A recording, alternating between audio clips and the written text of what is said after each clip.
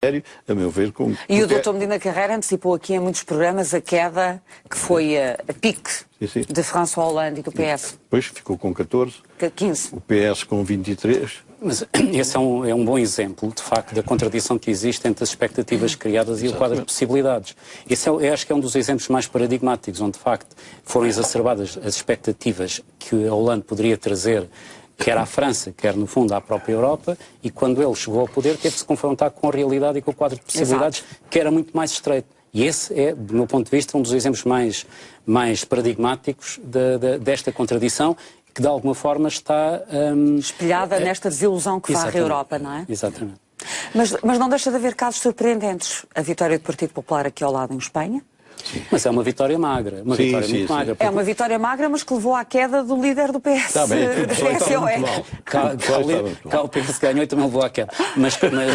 Mas em Espanha, só que lá perdeu. Mas em Espanha a soma dos dois partidos do Centrão não chega a 50% dos votos. Sim. Pela primeira mas vez. a Espanha também é um caso diferente, claro. Não é? Com as regiões. Mas eu hoje, depois desta aprendizagem que nós temos feito de atos eleitorais, sistemas eleitorais, eu hoje sugeria uma coisa completamente diferente.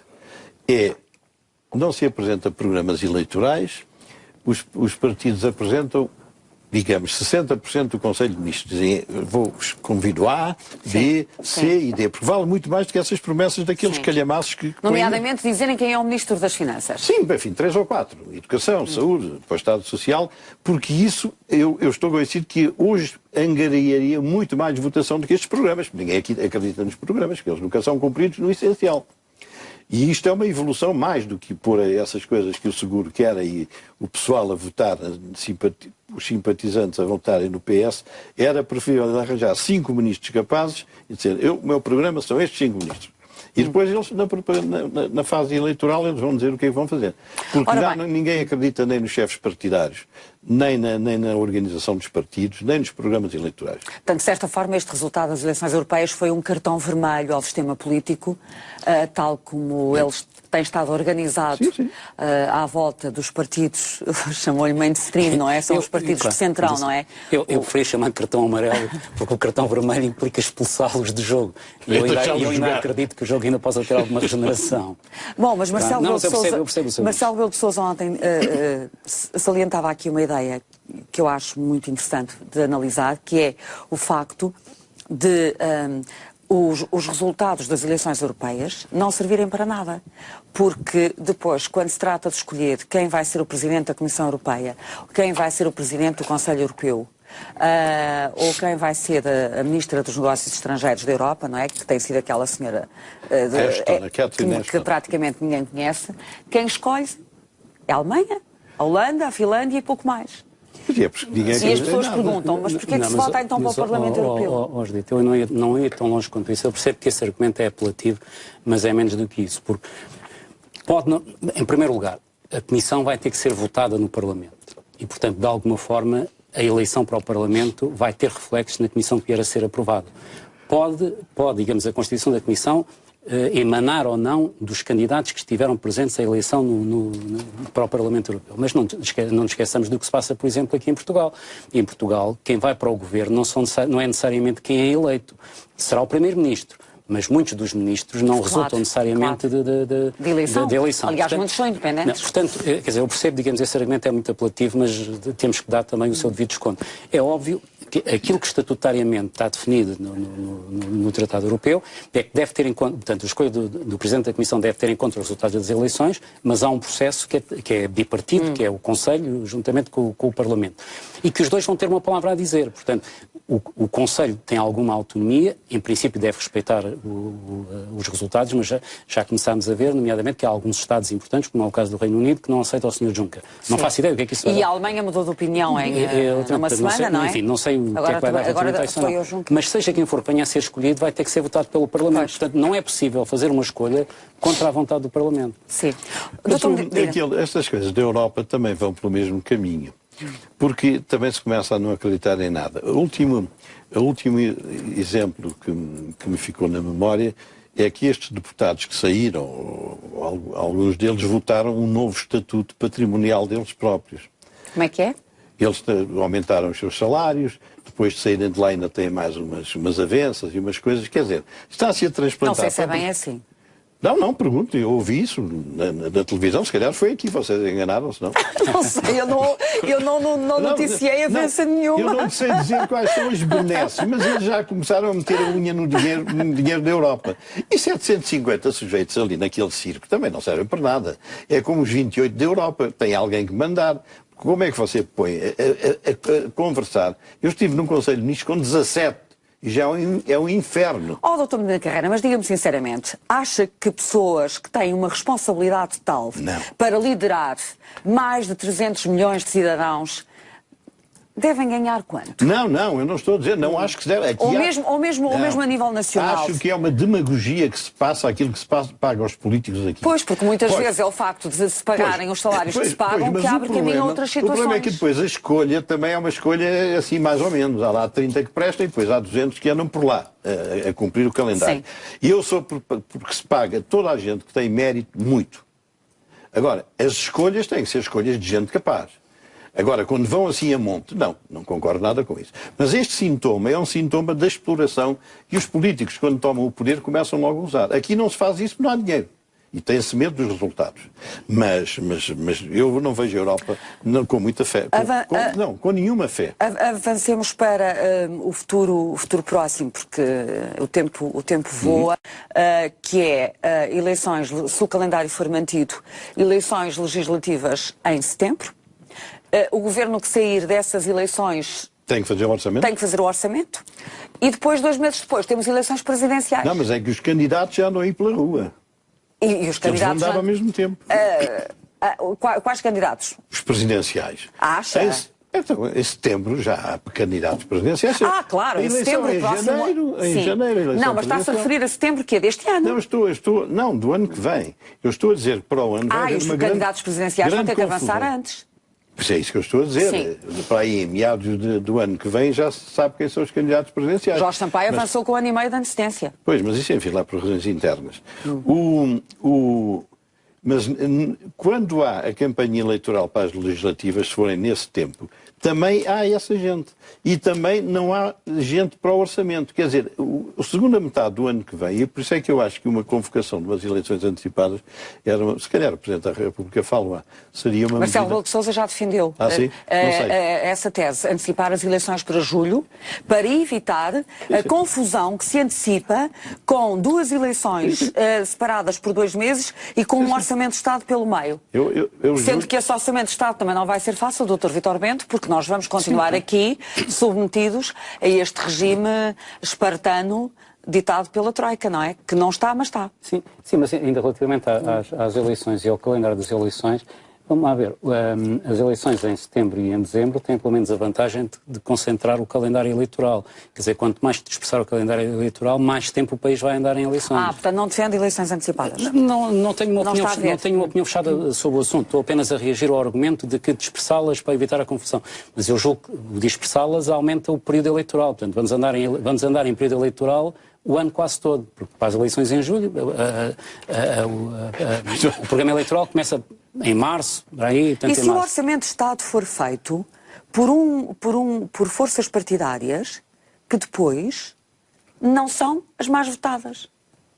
Porque o Orçamento de Estado não começa a ser feito no dia 1 de outubro. Começa a ser feito muito antes. Mas isso não temos nada de novo. Vamos lá ver. Nós já temos 40 anos de democracia, já passámos praticamente por tudo, já passámos, portanto, por mudanças de governo a meio, por mudanças de governo no final, e quando as eleições são nessa altura, normalmente o que acontece é que o orçamento demora mais tempo a ser aprovado. Portanto, o orçamento não é aprovado no período habitual, não entra em vigor em 1 de janeiro. Mas ficar sob a sua ODS. Mas temos tido isso tem acontecido com muita frequência. Mas não com a Troika por cá, não é? Não, com a Troika por cá isso não aconteceu, porque enfim, ainda só estamos a meio de uma legislatura com a Troika cá. Mas estou só a dizer que isso tem acontecido. De qualquer das formas, hoje em dia, o campo de escolha para o orçamento é muito limitado com aquilo que é neste momento o quadro regulador da União Monetária. Portanto, não há muito espaço para alterar. Haverá, eventualmente, espaço para fazer uma flor ou outra para marcar uma diferença, mas é mais flor do que substância. Em termos substantivos, não creio que vá haver... O que é que chama a flor? Uma descida de impostos? Não estou a ver, estou a ver como... Ainda por cima, quando o Tribunal Constitucional só deixa como caminho aberto a aumentar impostos, não estou a ver como é que alguém vai reduzir impostos. Doutor Medina Carreira, como é que viu esta decisão do Tribunal Constitucional e a situação financeira em que se ficou agora com a... Eu não gosto muito de falar do Tribunal Constitucional. Mas tem falado tanto. Sim, é por isso que já não gosto. Não, é que eu acho que o Tribunal Constitucional começou por não perceber uma coisa que já disse aqui 30 vezes. É que a Constituição é do tempo em que a gente fazia os escudos e os escudos eram impressos aí no carregado, acho eu. E isso era completamente diferente dos tempos atuais.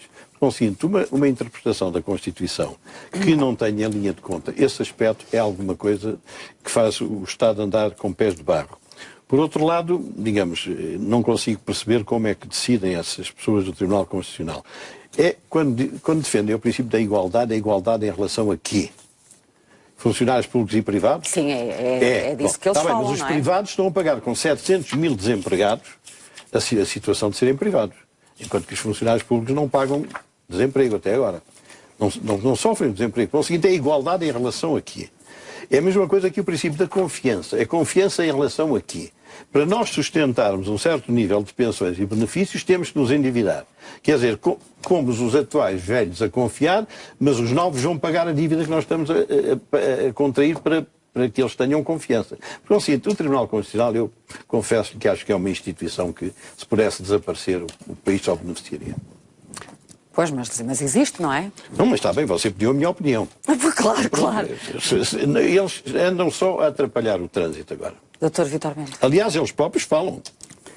Não, quer dizer, a única coisa que acho, eu já tenho dito isto mais vezes, eu acho que o Tribunal Constitucional basicamente tem fundado todas as suas decisões com base em princípios que, como princípios, são vagos e de que fazem uma leitura muito estreita. E ao fazer essa leitura muito estreita, estreitam o campo da ação do legislador, ou seja, praticamente não deixam campo para a dialética partidária ao nível do poder legislativo. E é tão estreito o caminho que, só para lhe dar um exemplo, relativamente ao orçamento de 2012, como sabe, portanto, uma das propostas constava do orçamento, era a eliminação dos subsídios de Natal e de, sim, foi a primeira. E de férias para as pensões e para os salários. Grande decisão que o Tribunal Constitucional considerou inconstitucional porque violava o princípio da proporcionalidade.